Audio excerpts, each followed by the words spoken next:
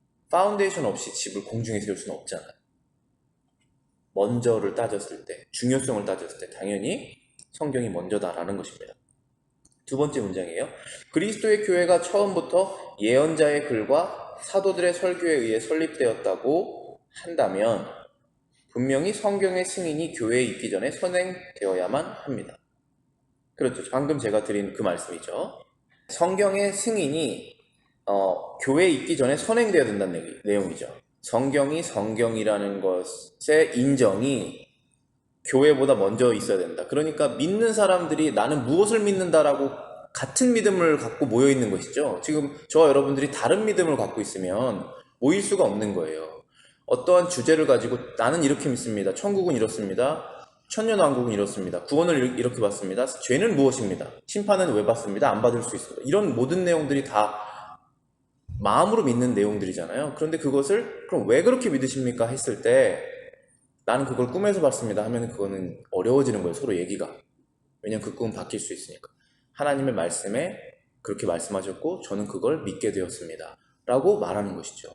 근데 그 말씀이 무엇입니까? 했을 때 여러분들이 이슬람 정경 갖고 오시지 않으시잖아요. 하나님의 66권의 성경 말씀을 갖고 오셔서 우리가 똑같은 믿음이구나 라는 것을 확인하는 것이죠. 그래서 교회, 믿는 사람의 모임인데 이 교회가 있기 전에 무엇이 있느냐? 하나님의 말씀이 있다라는 것입니다. 어떻게 보면 되게 당연한 얘기인데 조금 더 들어보시면 오해의 소지가 교회에 많이 있어요. 그래서 그 부분을 칼빈이 다루고 있는 것입니다. 세 번째입니다. 그러므로 비록 교회가 성경을 해석하는 권위를 가지고 있다고 한다고 해서 성경의 확실성까지 교회의 승인에 달려 있다고 가장하는 것은 전혀 쓸모없는 일입니다. 교회가 성경 해석하는 권위를 가지고 있습니다. 가지고 있지 않으면 이건 문제가 커져요. 예를 들어서 설교를 제가 오늘 드릴 것인데 이 설교의 이 하나님의 말씀의 본문의 내용은 이러한 말씀입니다 라고 연구를 해서 성경을 성경으로 해석하죠. 성경을 성경으로 해석해서 성령님의 음성을 따라가며 하나님이 주신 말씀을 전달하지 않습니까? 그것은 성경을 해석하는 거예요. 그 권위는 교회에 있습니다. 그것은 교회의 지도자라는 뜻이에요. 여러분 중에 한 명이, 심지어 어떤 교회에서는 이제 캐리스메릭 그런 교회에서는 누군가가 성령 음성을 받았다고 갑자기 강단에 뛰어나와서 하나님 말씀을 막 전하는 거예요. 난 이런 예언을 받았다고. 그렇게 되지 않습니다. 하나님의 말씀을 여러분들이 뽑은 지도자가 연구해서 일주일 동안 잘 준비해서 말씀을 전하는 거예요. 그게 교회의 질서예요. 이것을 갖고 있잖아요, 교회가. 그렇다고 하지만 그래도 교회가 이것은 성경이고 이것은 성경이 아니다 라고 말하는 그러한 권위를 갖고 있지만 그것에 따라서 성경의 권위를 갖게 되거나 갖지 않게 되거나 되지 않는다는 것입니다. 성경 66권의 말씀은 누가 인정을 하든 인정을 하지 않든 하나님의 말씀 그대로 하나님 말씀이에요. 그런데 어떤 교회가 정말 정신이 나가서 어떤 지도자들도 그렇고 믿는 거기 교인들도 그렇고 우리는 이제부터 66권 중에 요한계시록은 인정하지 않습니다. 이건 하나님 말씀이 아닙니다 라고 교회에서 말을 해도 그 하나님의 말씀은 그대로 권위를 갖고 있다는 것이에요. 그들이 인정을 하지 않던 인정을 하든 간에 그런 내용을 지금 얘기를 하고 있는 거예요. 그래서 교회가 성경보다 위에 있는 것처럼 가장하는 그러한 행동은 아무런 의미가 없다라는 얘기입니다. 뒷장으로 넘어가 보실게요. 그것은 마치 흰 것과 검은 것을 그 색깔로 단 것과 쓴 것을 그 맛으로 알 수 있는 것 같이 성경은 그 자체 진리에 대한 확실한 증거를 완전하게 나타내고 있습니다. 칼빈이 말하는 것이 너무나 의미 없다라는 것이에요. 교회가 성경 위에 있다라고 말하는 것은 너무나 의미가 없다. 왜냐하면 그것은 너무나 성경의 권위라는 것은 누가 인정하든 인정하지 않든 너무나 당연한 것이기 때문이다 라는 것이에요. 흰 것과 검은 것을 그 색깔을 보자마자 구분을 할 수 있고 단 것과 쓴 것을 그 맛으로 구분할 수 있는 것 같이 성경은 그대로 진리이다 라는 것이죠. 이 진리라는 것은 너무나 분명한 것이기 때문에 진리가 왜 진리인지에 대해서 얘기할 필요가 없다라는 것인데 지금 저희가 살고 있는 시대는 포스트 모더니즘이라고 해서 진리가 여러 개일 수 있다라고 말하는 시대예요. 그래서 저 사람이 어제는 남자일 수 있고 오늘은 여자일 수 있다는 것이에요. 뭐 신체적인 그 설저리를 하지 않아도 마음속으로만 바꿔도 그러한 세상이 됐어요. 그렇기 때문에 우리가 더 변함없는 하나님 말씀을 붙들어야 돼요. 왜냐면 여기에만 진리가 있기 때문에 그렇습니다. 여러분들 제가 지금 방금 말한 이 사람은 여자일 수도 있고 이 사람은 남자일 수 있다라고 하는 것을 인정하잖아요. 지금 미국 사회에서. 근데 그거를 어디에서까지 인정하죠? 교회에서까지 인정하는 교단들이 있잖아요. 그래서 거기에서 막 나오는 거 아니에요? 자기의 혜택들 다 포기하면서 목사님들이 나오시잖아요. 그런 것이 이제 교회에서 일어나게 됐다는 것이에요. 그런 것처럼 교회가 어떠한 진리가 아니다, 반대로 진리가 아닌 것을 진리다라고 인정을 하든 인정하지 않든 진리는 변하지 않는다라는 것이죠. 그래서 성경 말씀은 여러분이 어떤 교회를 가든 성경 말씀에서 벗어나는 얘기를 교회가 권위가 있는 것처럼 얘기를 하는 것은 잘못된 것이죠. 그걸 구분을 해야 되는 거예요. 교회는 반드시 성경을 잘 해석을 해야 돼요. 해석하는 권위가 있어요. 해석을 안 하면 그때부터는 무지해지는 거예요, 우리가 다.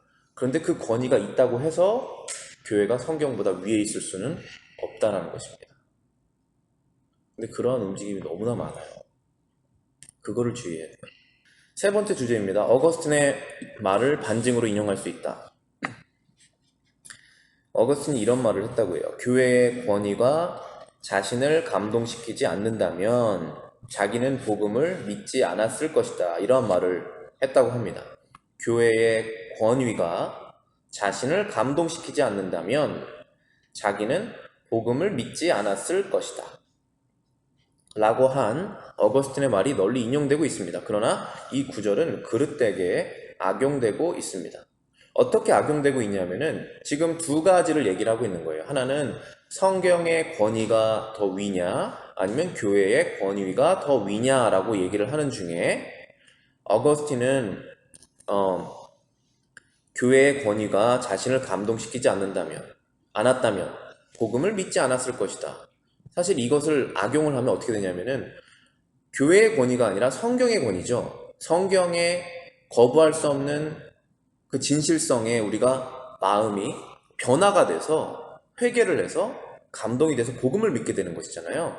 그런데 지금 어거스틴은 교회의 권위가 자기를 감동시켰다라는 말을 했다라는 것이죠. 그래서 이걸 악용하는 사람들이 저 봐라. 저 훌륭한 어거스틴도 교회의 권위가 성경의 권위만큼 대단한 것이라고 말하지 않느냐. 혹은 교회의 권위가 성경의 권위보다 더 위에 있는 것처럼 말하지 않느냐라고 말하는 것입니다. 그런데 그렇지 않아요. 어거스틴은 무슨 말을 한 것이냐면은 2번 보실게요. 여기서 가르치고자 하는 것은 경건한 신자들의 신앙이 교회의 권위에 근거를 두고 있다는 것이 아니다. 복음의 확신성이 교회의 권위에 의존하고 있다는 뜻도 아닙니다. 그러면 무엇을 말하는 거냐면 다만 교회의 합의가 그들을 강권하지 않는 한 불신자들을 그리스도에게 인도할 만한 복음의 확실성은 없을 것이라는 뜻입니다. 자, 교회라는 것이 우리가 교회예요. 근데 우리가 교회인데 하나님에 대한 복음을 우리가 믿고 있습니다. 그렇죠? 그래서 일치된 복음을 갖고 있는 거예요. 그런데 믿지 않는 사람이 있어요, 밖에. 근데 우리가 그 사람을 만났어요. 근데 우리가 서로 다른 얘기를 한다면, 교회에 일치가 없다면 그 사람은 교회를 경건하게 보지 않는다는 것입니다. 그래서 이 어거스틴이 전도가 되었을 때 이단에 속해 있었거든요, 예전에는. 그런데 올바른 교회의 그 경건한 모습을 보고 그것에 감동이 되어서 교회 안으로 들어왔다는 것이에요. 그런 다음에 거기에서 선포되는 말씀을 통해서 성령님께서 역사하시는 그것으로 변화가 된 것이죠. 교회 안에서 복음에 대한 일치, 성경에 대한 일치가 없다면 경건성을 잃어버릴 거 아니에요. 거룩하게 보이지 않을 거지 않습니까? 그래서 믿는 사람들이, 믿지 않는 사람들이 교회로 들어오기가 어렵다. 그 얘기를 한 것이다 라고 말하는 것입니다. 그래서 교회의 합의가 중요해요. 교회에서 이것은 성경이다, 저것은 성경이 아니다. 이것은 올바른 교리다, 저것은 틀리다, 그렇게 합의가 없이 분란만 있다면 불신자들이 거룩하게 보지 않을 것 아니겠습니까? 그래서 그러한 합의된 모습이 중요했다라고 말하는 것입니다. 그래서 마지막 4번 문장 보시면은 이렇게 써 있습니다. 어거스틴은 다만 우리가 진실로 고백하는 것을 지적하고 있는 것입니다. 뜻은 무슨 뜻이냐면 우리가 다 알고 있는 그 진실을 그냥 말하고 있는 것입니다 라는 말입니다.